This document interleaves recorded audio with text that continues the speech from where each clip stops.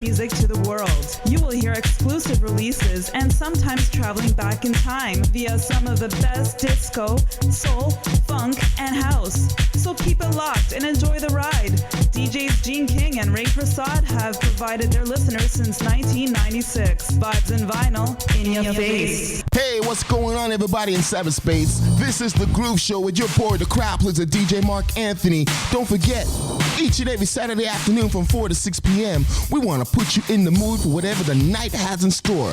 I'm playing only the best feel-good party rocking, body-shaking music from funk to soul to reggae to R&B, house to salsa, and much, much more. We call it The Groove each and every Saturday from 4 to 6 p.m. Keep it locked. It's the crowd pleaser, baby. You know how we do. We'll see you on the air. Peace. This is Sharisha from The Spot.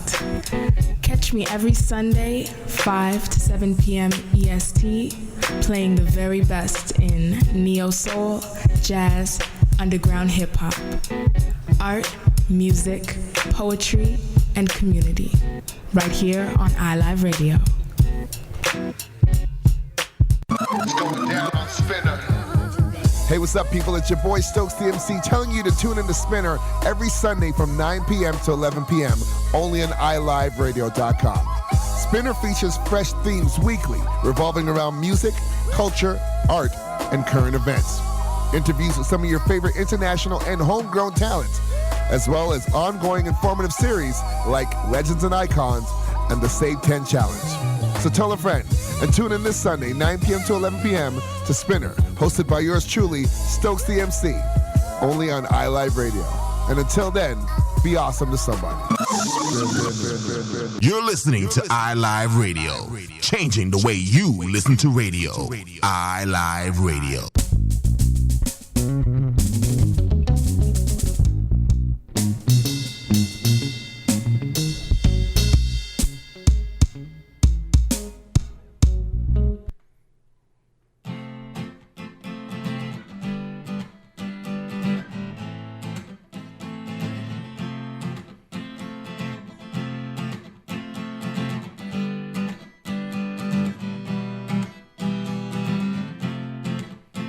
Oh, the mirror wasn't made for your reflection.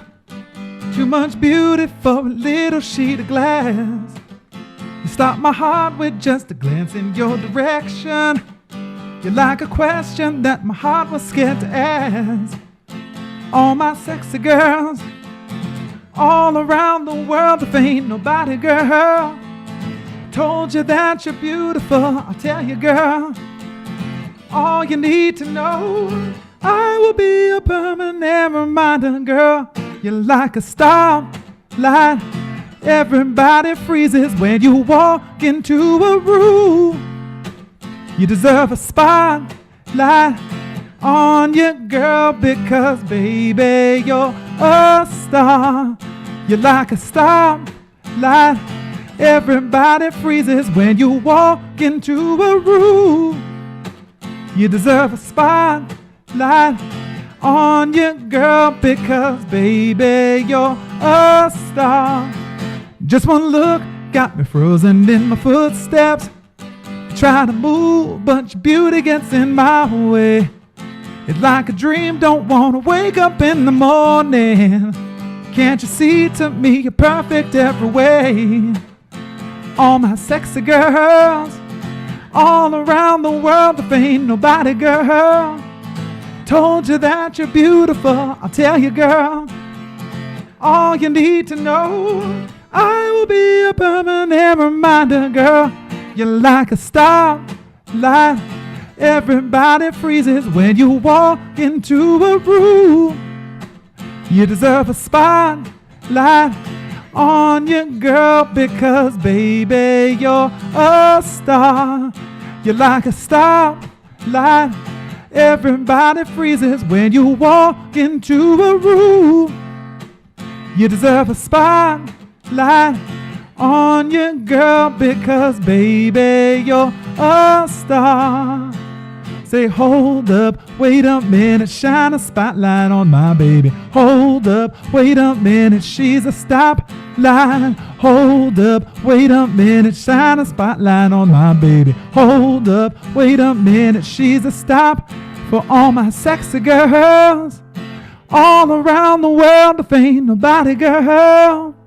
Told you that you're beautiful, I'll tell you, girl. All you need to know, I will be a permanent reminder, girl. You're like a starlight. Everybody freezes when you walk into a room. You deserve a spotlight on you, girl, because, baby, you're a star. You're like a starlight. Everybody freezes when you walk into a room. You deserve a spotlight on you, girl, because, baby, you're a star. Woo. Sean Jones, Yes. welcome to the Patrick O'Morris Show. Welcome to iLive Web Radio.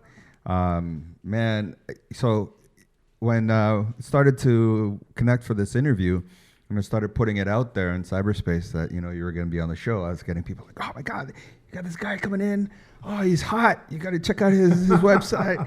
No, he's got he's got a great voice. He's hot. Right. Oh, there's a picture of him like in a bathtub, naked or something. And I was like, wait, not that there's anything wrong with that. If you're a dude and you're into that kind of thing, but if it was, if it was a female in bathtub naked, that would be different for me. But right. But I'm just saying that there was a lot of people were like, oh, they're excited because they're big fans of yours and everything. Oh, cool. And you've been doing your thing for a minute. Yes. And you've gotten some recognition. You got a Juno and stuff, and you're doing some stuff in the city. Monday nights. We want to talk a little bit about that, but want to get the people to kind of know who is this guy? Who is Sean Jones? Where you've been, what you've been doing. Why is it that that you've got this success that's going on right now? Because in today's industry, everything is like instant. Everybody they want to put out a thing on YouTube and they want to be a superstar tomorrow or something like that.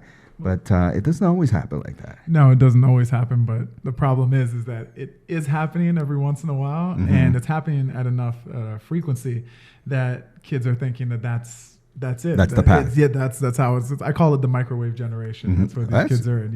It's like popcorn. You pop it in, and all of a sudden you've got this meal. But the meal isn't nutritious. It's really not, and that's why the music doesn't stick around. People are tired of it after a month or two, and that's it. You'll never hear from it again. Yeah. Meanwhile, songs that I'm singing, and we'll talk about it later at my Casa Loma show. We do covers and we do originals, but the covers that I'm singing, those have been around since, 1960, 1950, some of them, and people are still, they listen to them and it's like they're just hearing them for the first time again. And it's, that's music that lasts and that's incredible. And we're moving away from that, unfortunately. We are moving away from that, and that you called it the microwave generation. I call it this disposable generation because everything is disposable, right? You're in for a minute, you're gone. You're going to make a quick buck, and then you kind of do your thing.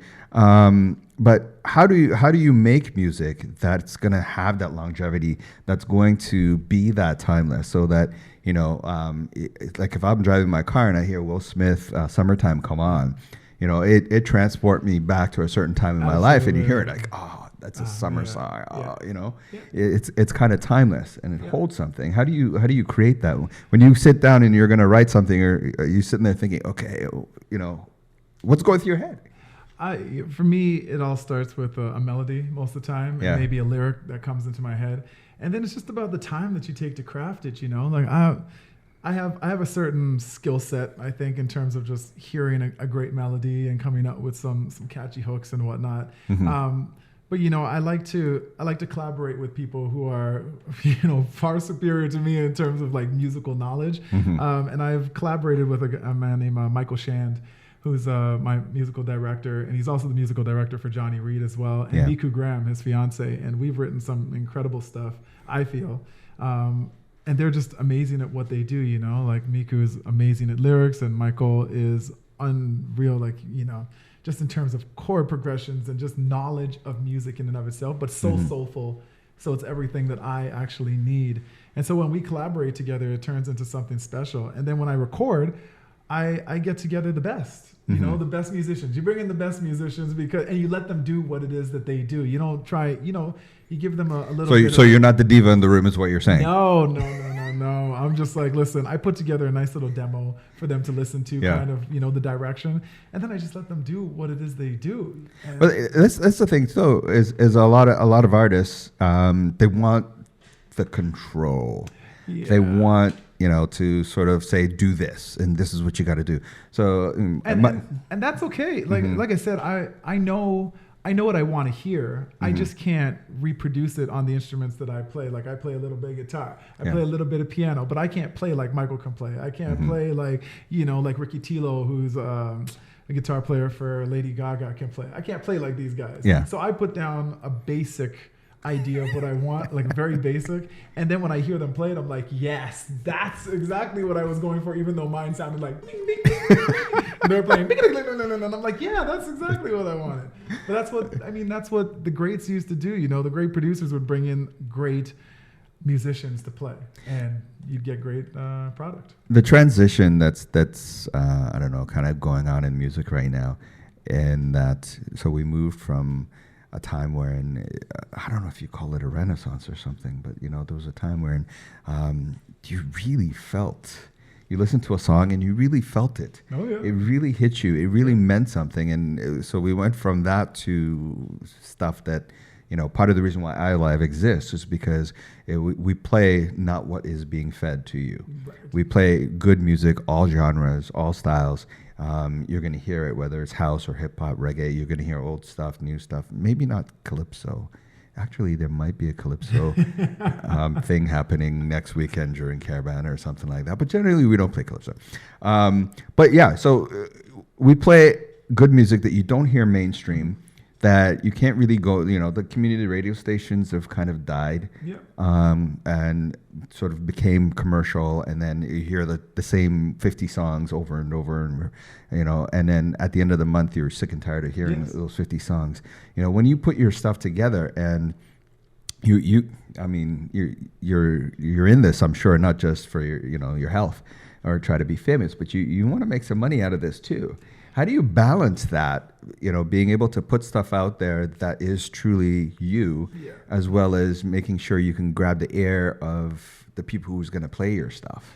Well, funny. Or do you just forget that and say, you know what, screw this, I'm just going to make what I like and I don't know. hell with it. Some people have that ideology, and I think that's totally fine. For me, I want my music to be heard by everyone, and I grew up, listening to all. Sam Cooke and Al Green and all those guys, but I also grew up listening to Prince and Michael Jackson. It was pop. Yeah. And pop just means pop. Man, I don't know if Prince is some pop, man. I don't know, man. Prince was, Michael Jackson, I'll go with you, but Prince is like... Prince was everything. And I loved Prince. I'd love to get in his vault, man. You and everybody else. I'm sure someone has that key.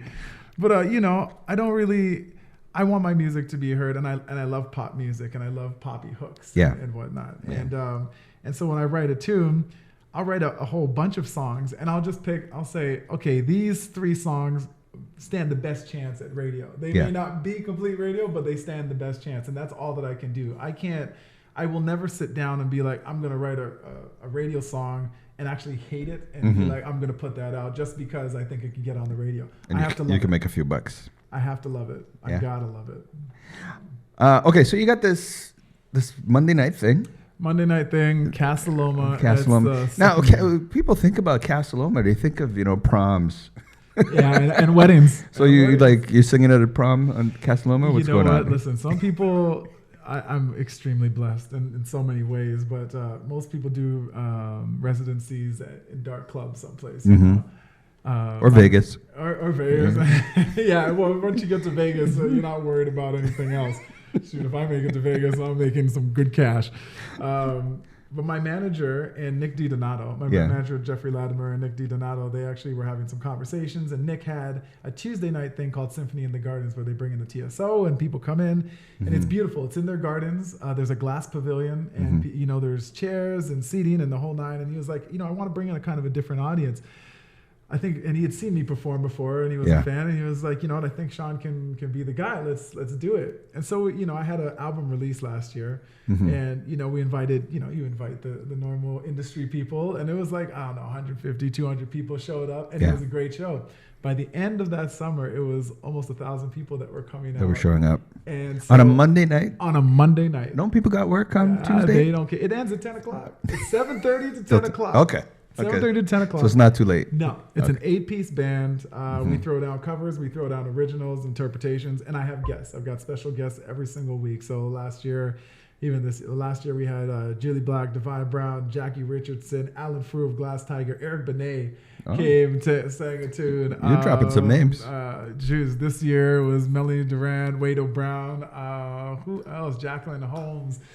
Tanika Charles. Unbelievable talent. And it's just gonna keep on going. And so this particular Monday we have Wade O'Brown, Melanie Durant coming back, and we've got her mom, Karen Durant. Oh. And they do this like Tina Turner. Yeah.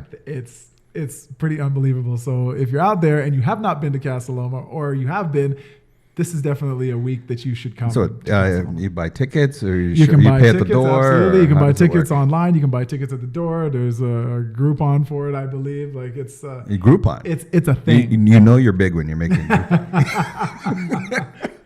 Absolutely. I think I even saw Aerosmith have a Groupon. And it's like, wow, I got a Groupon, and Aerosmith has Groupon.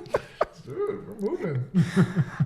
Okay, so Monday nights, like 1,000 people show up to this thing? Last week, it was 900 people that showed up. 900 people. Yes. And so, like I said, there's the Glass Pavilion, which is very tough to get into. So if you're coming, come early. So if you want a table, you can eat the whole night. But if you can't get in there, then they've set up tables in the garden, and they put up a Jumbotron.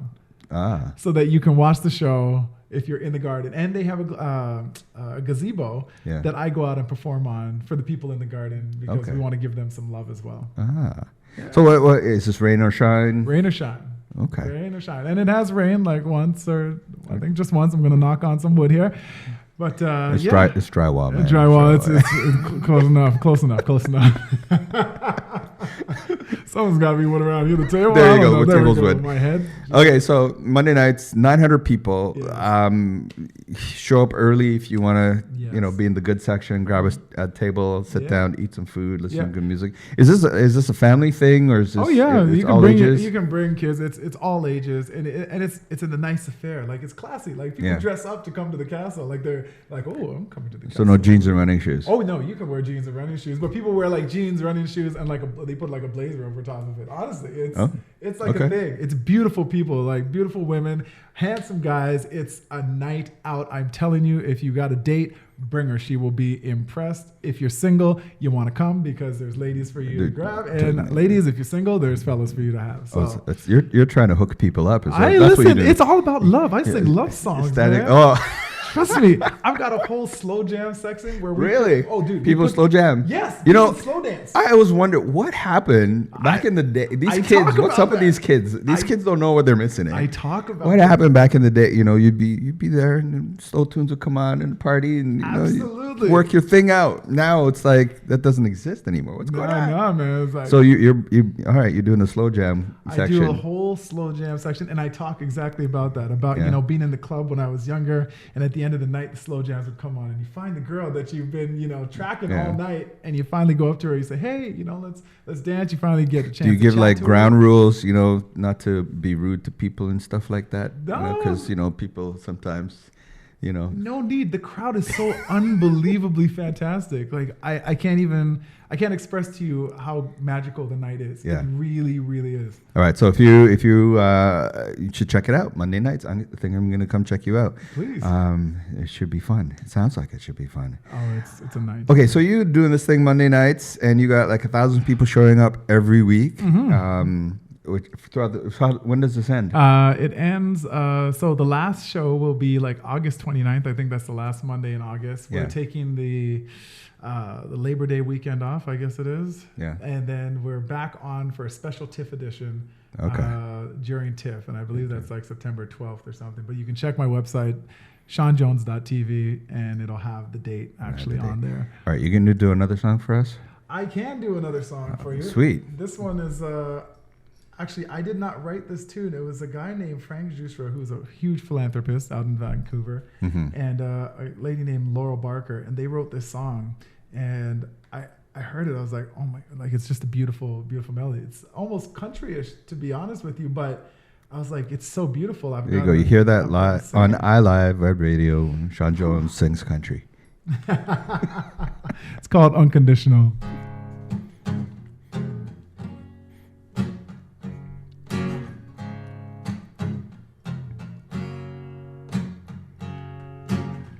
Take my love and put it to the test. Take my heart, it's different than the rest. Take my fear and move it out the way. What's left is pure and here to stay. The horizon's telling us say goodbye. No more crying, baby, come close so I can tell you that I know no one owns you. Rules won't mold you, strings won't hold you now. You got every reason, keep believing my love won't let you down. It's unconditional. Take my pride and all those safety nets. I don't wanna hide inside regret. Open arms, my love, I set you free. Yeah, fly high and find your way back to me. Yeah, yeah, the horizon's telling us say goodbye. No more crying, baby, come close so I can tell you that I know no one owns you. Rules won't mold you, strings won't hold you now. You got every reason, keep believing my love won't let you down. It's unconditional, you're forever in my heart. Oh my love, I'm never far. And I think on you every day. So go and open up your wings wide. Baby, I don't want to be the one who holds you back this time. The horizon's telling us say goodbye. No more crying, baby, come close so I can tell you that I know no one owns you. Rules won't mold you, strings won't hold you now. You got every reason, keep believing my love won't let you down. All I know is no one owns you. Rules won't mold you, strings won't hold you now. You got every reason, keep believing my love won't let you down. It's unconditional. It's unconditional. It's unconditional. Woo! Thanks, man. Word. Unconditional, eh? Yeah. Nice. Why'd you pick that song? This. It's just like I said, I have an affinity towards it. I really love the melody. Yeah. I love the message that it speaks about, and I love where it came from because the gentleman who wrote it came from like a real place. Like he was going through something, and I heard the story, and it's just So, I like singing it, and it's a nice juxtaposition to Stoplight. Yeah. Okay. You mentioned something about the person who wrote it was going through some stuff. Now, do you find that you create better when you're going through some stuff? Yes, 100%. Yeah? 100%. When your life's in turmoil, when you're stressed out, it's amazing the things that come into your mind. And Is that the whole tortured artist? soul type thing? Tortured artist. Yeah. Well, I'm hoping that you don't have to go through a whole lot more stuff. That you've gone through all the stuff that you need to go But through. you know what? Even good times brings out, for me, good times bring out good tunes and Yeah. melodies and stuff. Like it just does. Yeah. Okay, so the Justin Bieber thing, I figured it out. Okay. So I know exactly. you know where Yes. I'm going. Okay, Yes. okay. So for we were talking earlier before the show, and I was like, I saw something with you and Justin Bieber, and you were like, no, I don't know, just figure it out. I figured it out. It's the magazine It's thing. the Hello magazine. I was blessed enough to be included in their 50 most beautiful Canadians, and we did a photo shoot at Casa Loma actually last year. Okay. And it was me in my underwear inside the tub. So that's where the picture with the okay. That's So where the that picture explains with now. a crown on my head. That with a basically. crown Yes. as well. So that explains where that was coming from. Where everybody was like telling me about you in a tub Yes. with. Okay, all right, that clears that. Thanks. Yes, hey, no problem. I couldn't figure out. I was like, Justin Bieber. But yes, they placed me in the magazine right next to Justin Bieber, which is absolutely amazing for me. I don't know. He doesn't need the publicity. I need the publicity. Come on now. They're gonna see him. They're gonna see gonna you. see There him. you go. Exactly. And you're half naked. He's not. I'm half naked. He's So there, fully there you clothed. go. Exactly. You get some of his fans, steal them. Definitely want to thank you for being on the show with me Thank today. you very much. I appreciate it. It's been a lot of fun having you here with you, gracing us with a few songs. Wish you all the continued success in your career. Oh, thank And, you. Oh, man, institutions like this, places like this are where music is going to live. This you is know? where music. Real music will That's what live. we're trying to tell everybody. And I appreciate the fact that you have me on here and give me a chance to get my voice And out do your to thing. even more people. And big shout outs to Sasha Stoltz and her mom Lynn. There's a movie coming out called Sons to the Grave. And I actually wrote a song, me, Michael, and Miku actually wrote a song called When I'm Gone for that movie. And so you folks will be definitely seeing the movie soon. I don't have all the details on it, but it's a gorgeous song. So you can get some royalties. Listen, man, any way you can come in, it's all good. Quickly before you go, Yes. what's the deal with your shirt? Isaac Hayes. I follow him. I don't remember him with that much bling, though. Yeah, I know. I don't really remember either, but I love the shirts that they're making. They're making these wicked shirts. Isaac Hayes is making these wicked shirts. It's his family. It's his son and his daughter, I guess, have created this company. Yeah. They're putting out clothing apparel, and I love it, man. I had to order one, and so I'm wearing it today. That's pretty Where cool. the camera is, I hope It's you over can there. see. So All right. if you're listening online, you want to see it, and you're not watching the video, you can just go to my Facebook page, Patrick O'More Show. Yeah. And I don't check know it out. maybe it's IsaacHayes.com, but you can definitely find them on Instagram for sure. That's cool. Isaac Hayes, but yeah, I love the shirt, man. I gotta go check that out. Yeah. It looks good with the bling. All right, great. Thank you very much for being here. My next guest, I'm going to bring her on and have her talk. We're going to be talking about girls. We're going to be talking about girls. I like girls. You like girls? I do like girls. I don't know. I think these ones are a little young for you. So. Well, I like women.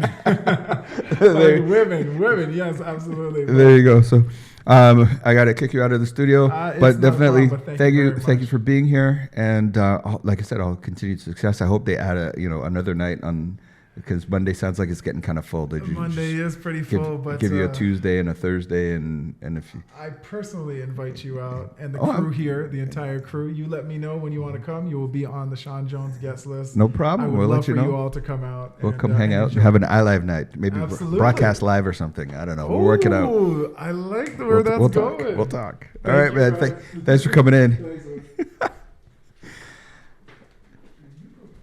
So for those of you who that was Sean Jones in the studio, want to thank him for coming out and hanging out with us today. And I think I'm definitely going to take him up on the iLive night at Casa Loma. Hi. Hello. How are you? I'm good. Got to get you to talk directly into the mic there. Great. I got to warn you, I'm a serial name killer, so. That's fine. Everybody butchers my name. You're not They the butcher first, you're you. not going to be the last, so that's fine. Diana. Doina. Doina, yes. There you go. See, you told me earlier and I knew I was Yeah, going to no, screw it that's up. fine. You're here. We're talking about your organization, Hervolution. Hervolution. Hervolution. What the heck is Hervolution? Okay, let me tell you a little bit about the name. Okay, so there you go. I started Hervolution, and I tried to figure out a name. I wanted to do something. My educational background is social work. Okay. And I've studied at George Brown, basically to empower women and girls. I am a woman. I identify with all women and girls. I've been a girl before, so I thought this is what I can do to change the world for the better. And I've always wanted to do something. I wasn't even sure, like Hervolution wasn't even, it was just an idea in my head. So it took me about 6 months to come up with a name. I said I wanted to do something for women. So there was a lot of focus groups and a lot of messages with my friends and tried to come up with this. So basically the name Hervolution came about to describe the evolution of her. Mm-hmm. So, because if you see how it is written, I deliberately did that, the evolution, the evolution of her. We're talking about women that are, we get girls, give them the opportunity to empower themselves to learn about what's out there, and most importantly, courage, and for them to feel confident. And one particular thing that we do at Hervolution is we focus on STEM, which stands for science, technology, engineering, and mathematics. So getting young girls more involved in those fields. So how this started is basically, like I said, I'm a social worker by trade, by education, and I've worked in not-for-profit world for many years before. And I've worked with young women, I worked with new immigrants, I worked with refugees, I worked with youth at risk, I worked with youth just came out of detention centers, employment, and many various things that I've done with them. And my last job, I was working at a community center, and then I decided to do something beyond my job description, which is let me just create a website, because there was no website. So, and that's why I got in touch with technology. I learned a little bit about coding and a little about how to build a website and how to build a social media presence so that they can get funding for programs. And then I realized that, just doing a little bit of that, I said, wow, this is powerful. And after my contract was finished, I was insane enough to open my own business on social media and then creating websites. And basically, I would go to a lot of meetups, because I started this, I started my business at that time with very small funds. I didn't have like money invested in to make it happen right away.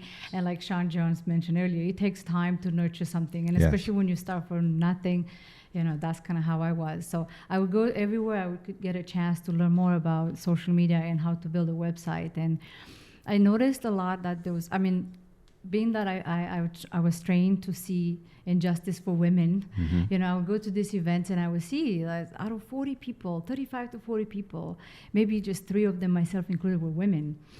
And then at some point, like some of the women that were, there in the room, because for me, I said, I paid $10 to get to this meetup.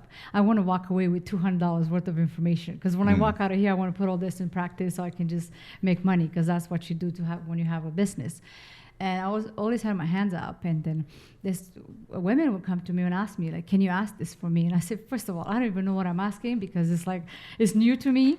And then so they were a little reluctant to ask the questions that they wanted to ask. And then I asked them, I said, why don't you ask the question? They said, well, because I've been doing this for more than 20 years now. This has been my livelihood basically all my life. But as a woman, if we ask questions, it's like everybody in the industry knows and say, well, as a woman, maybe this is the wrong job for you. Maybe you should go home and do dishes or take care of the kids or take care of the family. That's supposed to be a job that you should be doing. And then I decided to do some research onto STEM, the science, technology, engineering, mathematics. And when I did that, I saw, wow, the numbers are so low, like 17 to 24% of women that are involved in STEM. And then again, if you look at, because my passion is, again, is women, but also look at people as myself, like new immigrants, people that come from low-income families and people that I work with. And I thought, when you dig deeper into it, you see that the numbers for the diversity, like to see, the rainbow of women in the field is actually even lower. And the women that will be in a management position or higher, positions, it would be even lower. So I thought to myself, like, why can somebody, why can somebody do this? There's not enough women in STEM. But it's also, we have this other demographic that nobody's touching, nobody's looking at. Like, why don't we just look at these women that come from this new to Canada? They will love opportunities. I mean, I've been there. I've been there when I came to Canada. I was 19.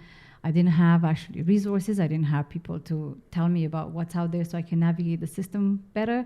I experienced homelessness twice. I experienced domestic violence. Single mom and all of this. I'm like, and at some point, somebody showed me that I can do better, and I did better. I said, there should be, we should look at this other demographic, and nobody's looking at them, and. So your program identifies, you help women to identify how they can be more involved and how they can to help to build their confidence. Confidence and skills. Their confidence and their skills. How do you identify these women for the program? Well, we put it out there what we do. So we run workshops, summer camps, and we have a program. Actually, it's a 4-month program starting in August, and called the Think Tank. So basically, we just say this is what we think is needed out there. We do talk to a lot of women that are in the position where they do come from, priority neighborhoods, low income, and they all want jobs. At the end of the day, they're all looking for work. And when you look at what's out there in reality, when you want to get a job, whatever is already available to these young women, it's not enough. They need something more. They need to actually really get in touch with reality, and it's really hard to get a job. So when we create any program that we create, that is in in the back of my head. Like, how do you get some skills to actually get a job at the end of this? How can this help you become someone? And one main thing is confidence, but also the skills that is needed, and also get them there in touch with the network that's out there, because it's who you know a lot of the times, right? So this is true. So you offer. What's the age group? So, we do workshops that are from 7 and up. From 7 and up. Yeah, okay. we do that. So far we've done about 15 workshops independently, about 5 workshops in schools. We do summer camp that are 13 and up. Okay. So workshops 7 and up, summer camps 13 and up. Yes. Are these like away camps or just day camps? Day camps. Okay. We have one actually, a day camp coming up in August 15. It's actually, we are partnered with Salesforce, and they are the ones we partner together, and then we bring girls from priority neighborhoods and low income, and they have to have an interest in STEM. And for 4 days, they learn about how to build a website and how to become a professional in a technology company. And then the other program that we have, the Revolution Think Tank Accelerator, is for women that are 15 up to 26. And the reason for that is because they're going to have to come 2 times a week and learn about business planning, marketing planning, and financial literacy. They learn to build a website, and then presentation skills, public speaking. And at the end, they will basically walk away with a business plan and ready to either open a business, work in a business, get a job, or go to school and say, I learned so much about marketing, I really want to do that. Or I learned so much about how to build a website. This is, I think, what I want to do. So it gets them, is that first step to get them to the career that they want to be into. So a lot of people might say, some of the programs that you offer, somebody can get that like at the YMCA or something like that. Why is, what you're doing so unique and is needed that these other organizations are not fulfilling? What I do personally, first of all, I identify with the young women, so I understand where they come from, and at the end of the day, we give them those skills that they need. I've been through programs like that before. So I remember 7 years ago when I actually wanted to open my social media business, and I took some programs that were offered. I was embarrassed to say I have a business plan and I can actually, I'm a business owner, because I felt like I didn't have enough. And a lot of what's out there is so focused on numbers, it's not focused on quality of the program. Okay. What we have, it's a lot quality. And also, my main goal is to really give opportunities to women. We really go deep into the neighborhoods and talk to the kids and says, this is what we want to do for you, and what is it that you would like to have, and basically from what they say that they want, we create that for them. And it's also the fact that we get them in touch with the real world. So for example, the camp, it's going to be inside Salesforce. So you get kids that come from a neighborhood that they've never seen outside of that neighborhood, and they get to see the real world. It's like now they have a better understanding what's out there. Now they have more to think about, they more to dream and say, I want to work here someday, and why can't I be here? And also with the program, we're going to match them with professional women that come from the industry to come and teach them. So it's not going to be just somebody that read off a book how to do marketing. It's somebody that does it day in and day out, and they will come in and they will actually teach them. So it's that great opportunity for them to get in touch with the real world that's not really offered out there.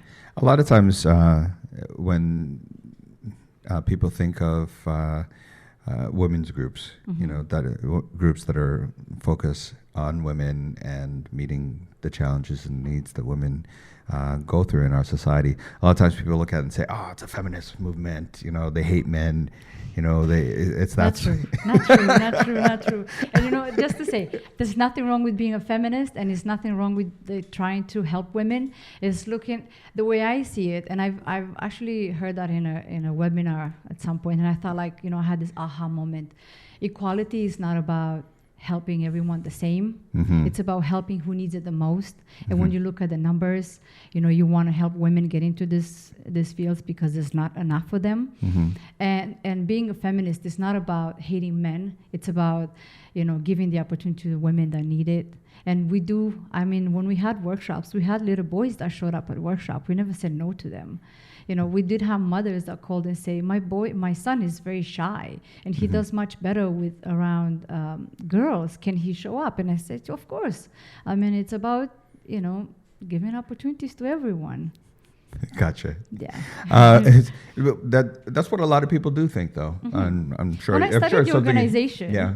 When I started the organization, I actually had some hate mail came to me, says, why do you have to do this for women? There's enough women programming out there. Like, why can't we just stop this? I think it's enough. And I said, no, I think it's not enough. I am a woman, and I know that I don't have access to a lot of services. I know that I'm not able to navigate the system properly, and I know that there's some boundaries, some barriers for me to get through. So this is why I'm creating this.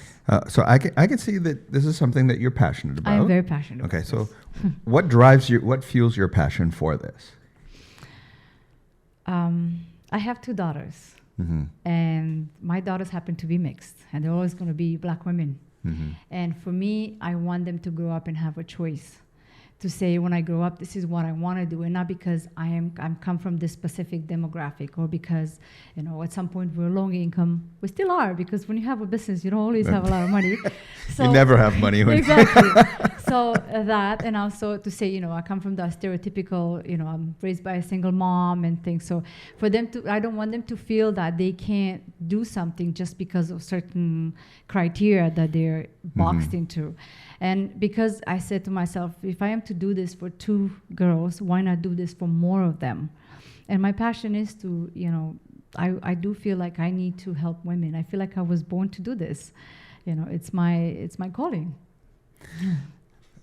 Wow. So when your daughters, when they're looking at you going through, you know, developing this program, are they your guinea pigs? You kind of use them to bounce things up? Sometimes, you know, when I started this, I did actually. I brought them in like, you have no choice, but you got to show up. And my youngest daughter, actually, we had this workshop designed for 7 and up, and she was 4.5 at that time. So you're showing up. She was there. She was enjoying it. Yes. And, you know, to be honest with you, I was really glad that I brought them, you know, and they gave me honest feedback and everything, every workshop that we've done. kids tend to do that. Yes. Kids tend to be too Very honest much so. sometimes. No, but not a bad thing though, because one thing that my youngest daughter opened my eyes to this is when I started this, I was looking for women in STEM to come and facilitate the workshops. Yes. I was just looking for women. That's all I said. I need women. It's like you tell the universe, I want women to come in and run this workshop, because the idea is to have the women, the girls, to see themselves in the women that facilitate, so they can be inspired by them. And I never thought about anything else but that. And then I think we had the third or the fourth workshop. And then on our way home, my daughter was in the back of my car. And we were about to go home. And I was tired because it was really hard to do what I was doing at that time. And then my daughter said, you know, Mom, why is it that women that teach the workshops at Revolution, which I think they're great, but why is it that when they come and they show up, they look like you, but they don't look like me? Is it because women that look like me are not smart enough? And at that point, I said to myself, how important it is to have diversity. Mm-hmm. I mean, I was speaking about it, but I kind of felt like, how could I forget that? It was an eye-opening for me. A 4.5-year-old noticed that the woman in the forefront does not look like her. So I thought that's why it's important to have the feedback of the kids and to have my kids as guinea pigs, because they will be very honest and they will tell me what they need. So you mentioned, I guess, two components. One is people from priority neighborhoods as well as new immigrants. Priority neighborhoods, new immigrants, low income, just about anybody that doesn't have access. Not typically. Mm-hmm. That's what we serve. So where do you go? Is it more that you partner with the city and they send you a list of names and say, hey, talk to these people, or how does it work? I wish it would be that easy. I actually go out there and stomp the ground and go to schools or go to community centers and talk to kids. I went to a library the other week and I just sat there. I had a table, a booth. I got an opportunity to talk to people that come in the library and tell them about what we do. But a lot of the demographic that I'm thinking about helping is from me, my work that I've done previously in the not-for-profit world. Mm-hmm. And now we partner with quite a few organizations, and one is a For Youth Initiative, and they are our mentor partners. So they really are teaching me a lot of how to run a not-for-profit. Mm-hmm. They are really great because they have a lot of things in place that can help me out with. But also we partner with a lot of other organizations. We just finished a partnership with Urban Arts Toronto, another partnership with the school in Lawrence Heights neighborhood. I feel like I'm forgetting someone. But we have other partnership like Magnet Today. They're part of Ryerson, but they're also part of DMZ, and they come and they help us with trying to get people, help them get the jobs that they need and where to go and how to navigate the system, which is really great. So if you're just joining us, we're talking about Hervolution, and it is a community organization that focuses on women, young women and girls, and in terms of a lot of the challenges they face within, what's the acronym you used? STEM? STEM, that's Science, it. Technology, STEM. Engineering, Mathematics. There you go. Yeah. In STEM, in terms of, so being able to provide an avenue for them to feel a bit more confident, to be able to ask those questions that you were saying that other people were looking. How did they know you would be willing to ask those questions for them? When you were saying that when you went to some of the networking events, and then some of the women they were asking you to ask questions.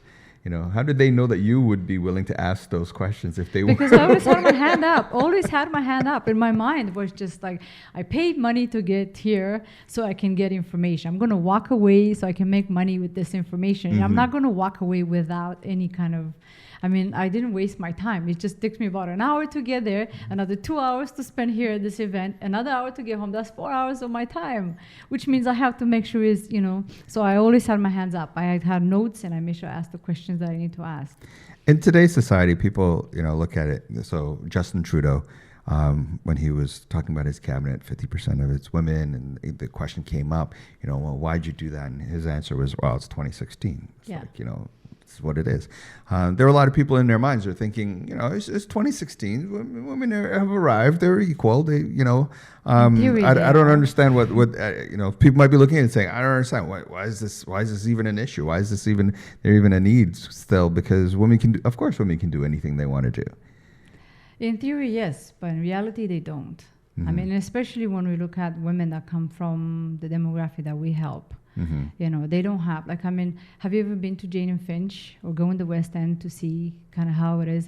You just get in that neighborhood and you feel it's like, what a difference. I mean, I live in Yonge and Eglinton, and I'm like, my kids can walk around the street, no problem. But when you are in Jane and Finch, I'm like, you can feel that, this. I wanted to actually access I'm not going to name it but I wanted to access this organization to actually ask to see, do you have any services? Can we partner somehow? I mean, I read on the website that you have computers, and I want to make sure that the girls that come to our programs, they may not have a computer at home, and this is a place where they can go and access this. They won't let me get in. They say you're not allowed to come inside. And I said, wow, really? In the website, it said that this is a drop-in center. And there still is that the doors are locked and people are not able to come in. And as soon as you're trying to ask for service or anything, it's just to get that feel that you're not really welcome here, or this is not really for you, or we don't believe in you enough to, to be able to do this, so. So there's, wow. I felt that, and I'm thinking to myself, I shouldn't feel this. I should be able to access this. So you're not somebody who's actually in the situation that need their support, and if this is the type of reaction that you're getting from them, then somebody who does need it, what exactly is it that they're experiencing? Well, first of all, I'm going to speak something for myself. 7 years ago, I experienced domestic violence. And I was somebody that was trained, because I studied at George Brown, social work, the Assaulted Women's and Children's Counselor Advocate, which taught me, about social work, how to help women that were in the situation that I was in at that time. And I thought I knew how the system works. I knew how to navigate it. I knew to get what I need, to get the services that I need to help me and my children. And even though I've had all that knowledge, I still had a lot of barriers. And I had to, to go and bang on doors and windows so I can get, services. And I was denied a lot of them, even though I wasn't supposed to. And I knew for a fact, this is what I'm supposed to help other women. And I thought to myself, how hard it must be for a woman that is just new to Canada, doesn't properly speak English, or a woman that doesn't know how the system works, a woman that has no idea who she should be talking to. I was dropped from one service to another, and I said, no, I know for a fact that I'm supposed to go here, but they said, no, you have to go through this process and this process and this process. And eventually, as someone in my space at that time, I understand why women go back to abusers, because it's easier. You just go to where you know how to handle it, and you go back. And the same thing with the services. It's like when you go and you're trying to get the service that you need and it's not available, and you always feel like the doors are slammed in your face, you lose hope after a while. Okay, so back to what you do. You give hope. I aspire to give hope, yes.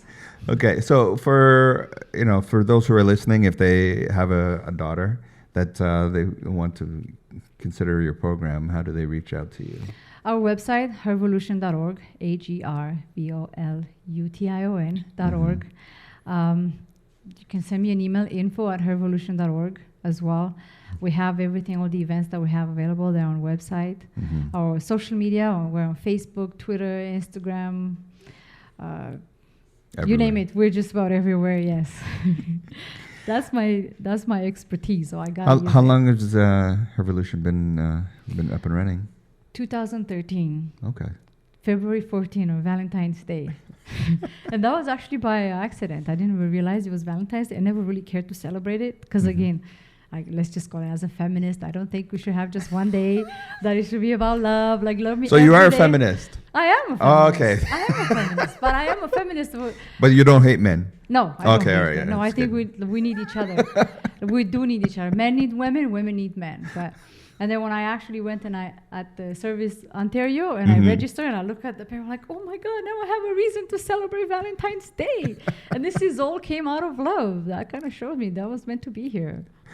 So 2013, and how's in terms of growth and the progression of your organization from then till now? When you started it, did you think where you are right now is where you would be? Because a lot of times we start these things and they just become a monster, and they sort of take over our lives. And it was like at the end we're kind of like, why did I do this? My sister told me the other day I was married to my work, and it's true. I am married to my work. When I started this, actually, it was really scary for me because I didn't consider myself a woman in STEM. And I thought, to actually go out there and talk to people about what I do, say, who are you? I had to explain myself. Who am I? I come out of nowhere and I do this. And but as much as it was difficult, it was also very welcoming. I mean, we got people that come and they contact me from Quebec, from British Columbia, from New Brunswick. They just want to do what we do because it's much needed. I was invited actually to speak at Simon Fraser University on a panel. And I'm thinking to myself, why am I here? But then I realized it's because nobody's talking about women that come from the demographic that we try to help. They're all looking at helping women in STEM from the elite crowd, but nobody's looking at the other demographics. So it was difficult. I'm not going to lie. I had a lot of nights when I didn't sleep, and I'm getting gray hair, which I didn't have before. And but still, it's very welcoming at the same time. It makes me feel really good when I go sleep. I say I'm doing something that I'm supposed to be doing. So, and I see the confidence that so when we have workshops, when we have camps, and from the girls to see their faces, and they're so excited, and thank you for this opportunity. And for me, it's just that's payment enough, really. So being able to look into the face of somebody's life that you've changed, and being able to see that transition happen for them, that is a powerful thing to be able to experience. Are you looking at adding other programs? As we go. Most of what you offer right now, are they mostly summer things that you offer, or is this all the throughout summer the camp year? is summer, but the other one starts in August, finishes in December. Okay. It's a 4-month program, and then as we go next year, we're always looking for funding. We're trying to get funding to get this thing. That's happen, always right? the fun part, isn't it? That's the fun part. It's like we put the fun in funding. So for those who are listening, if you have an extra $1 million sitting around, please give it to us. We do a lot of great with the $1 million. We'll be able to change half of Toronto for sure. So you're saying you're always looking for funding in order to. What are some of the other programs that you're thinking that you'd like to incorporate into? We have small workshops. They usually take about 2 hours. So we have a whole list of them that we can put together and we can run. And we're not just looking for money. It will be great to have all this money to be able to do a lot the work that we need to, because money is a great tool to have. Yes, money is always a good tool to have. Yes, very great tool to have. But also having the support of companies that come in and say, donate your time and resources so we can do this as well. We might not have the money, but somebody can donate space, somebody can donate, their time, and that's also very valuable. Okay. So what's next for you? For me? For your organization, what's next for you? Moving forward, we want to build stronger relationships with the not-for-profit community as well as the corporate world. Yes. We want to intersect the STEM industry with the not-for-profit world, and then just create more programs to help more women, as many as possible, and men too. Like we're not going to say no to some boys to say, It feels like I feel as a guy, I feel like I'm being left out. No, you're not left out. But if you do need the help, we will be there. We're not going to say no. It's just about that. Men needs to also feel comfortable to be around a lot of women, and also women needs to feel comfortable to have a boy there. But usually there's not a problem, not an issue. So. Definitely want to thank you for being on the show today. Thanks for having me. I appreciate it. Sharing about your organization. Again, if people want to reach out to you, what's the best way? We're on our website, hervolution.org, or send me an email, info@hervolution.org. Okay. Yeah. So once again, we've been talking about Hervolution, local community organization within the GTA. Yes. Are you planning on expanding We'd anytime love to. soon? We want to go all over Canada. Okay. All over Canada. We got to. Within the GTA, and they're primarily focused on young women and girls. So from age 7 on up, some of the programs, and some from 13 and up, being able to provide women with an avenue that they can develop some skills and create some awareness and confidence. Yes. Did I sum that up pretty good? Yes, that's perfect. Okay. Confidence is number one. You can have a lot of skills, but if you don't have confidence, I'm getting the nod here. I think Yes. our time's pretty much, we've got 1 minute left. All Okay. right, yay. So yeah, Well, thank you for having me here. I really appreciate it. That's how you get to be an ally to women, right? I love women. Yes, of course. Doesn't have to love, right?